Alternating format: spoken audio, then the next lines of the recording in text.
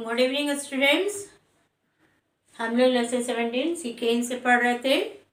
बहुत सारे जानवरों का उदाहरण देकर समझाया गया है कि किस तरह ये जानवर आपस में एक दूसरे के साथ मिलकर रहते हैं, दूसरे या अन्य जो उनके गुट के मेंबर हैं या उनके जो अन्य साथी हैं उसे विपदा में किस तरह लेकर जाते हैं।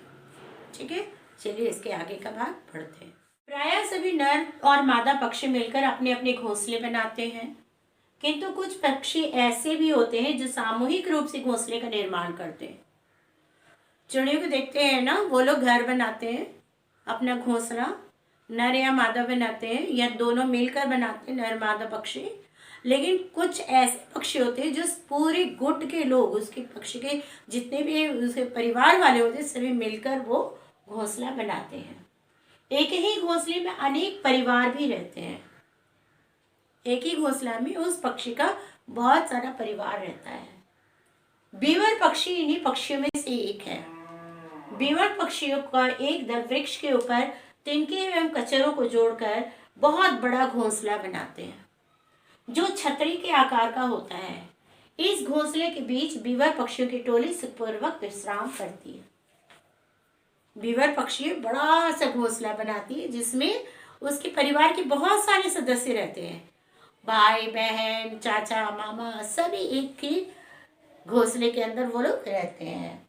तो एक साथ सामूहिक रूप से वे लोग घोंसले तैयार करते हैं और उसमें उसी पक्षी के बहुत सारे परिवार वाले लोग उस घोंसले में आराम से सुखपूर्वक रहते हैं। जीवों में केवल एक ही जाति के जीवों में सहयोग की भावना हो, ऐसी बात नहीं है।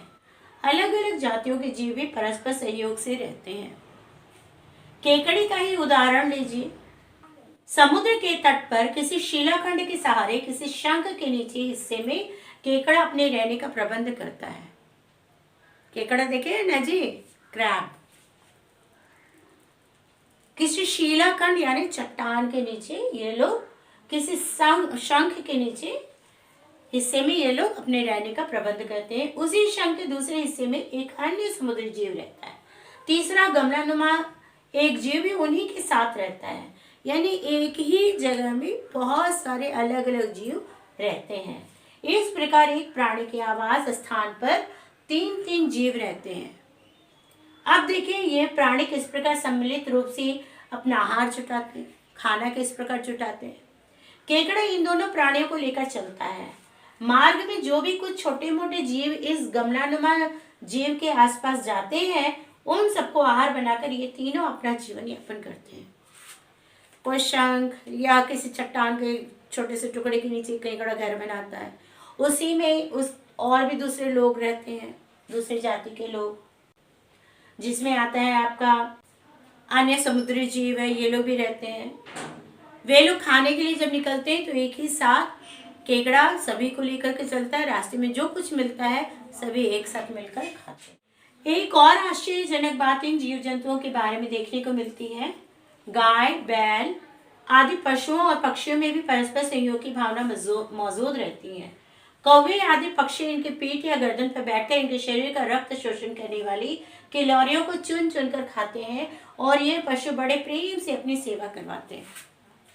आप लोग तो देखे होंगे, गाय किस स्थान पर खड़ी होती है या बैठ जाती है तो उसके पर कौवे बैठ जाते हैं और उसके कौवे अपने चोंच से जो छोटे छोटे कीड़े मकोड़े होते हैं उसे वो खाते रहते हैं। इससे क्या होता है, गाय को भी आराम मिलती है क्योंकि उसके ऊपर उसके शरीर में जो भी खून चूसने वाले जो कीट पतंग बैठते हैं उसे ये कौवे खा लेते हैं।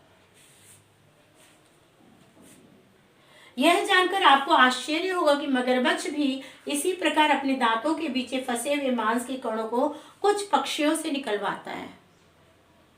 जब तक पक्षी का कार्य समाप्त नहीं हो जाता तब तक वह बराबर मुंह फाड़े ही पड़ा रहता है। मगरमच्छ ऐसे मुंह खोल आ करके बैठा रहेगा और दूसरे पक्षी उसके दांतों के बीच के जो मांस के टुकड़े होते हैं उसे वो नोच नोच कर खाते रहते हैं और मगरमच्छ के दांत के बीच के जो मांस होते हैं वो भी साफ हो जाता है। अब सोचिए, क्या परस्पर सहयोग की ऐसी भावना मानव जातियों में है? क्या ये भावनाएं हम मनुष्य में है? नहीं है। सभी एक दूसरे को देखना नहीं चाहते हैं, जलन करते हैं। बुंद बुंद ज्ञान देखते हैं। इस संसार में हमारा मुख्य उद्देश्य दूसरों की मदद करना है, और यदि आप दूसरों की मदद नहीं कर सकते तो उन्हें सताइए भी मत। दलाई लामा ने कहा है कि इस संसार में हम लोग आए हैं, हमारा उद्देश्य है दूसरों की मदद करना। अगर हम दूसरों की मदद नहीं कर सकते हैं तो कम से कम उन्हें सताना भी नहीं चाहिए, उन्हें तंग भी नहीं करना चाहिए। पाठ संदेश क्या है? परस्पर प्रेम और सहयोग के साथ रहना चाहिए। हमें हमेशा एक साथ मिलजुल कर रहना चाहिए, एक दूसरे की सहायता करनी चाहिए। आप लोग घर में इस कहानी को अच्छी तरह से पढ़िए, और नहीं समझ में आता है जहाँ पर करके गूगल मीट क्लास में पूछ लेंगे। क्लियर? Thank you.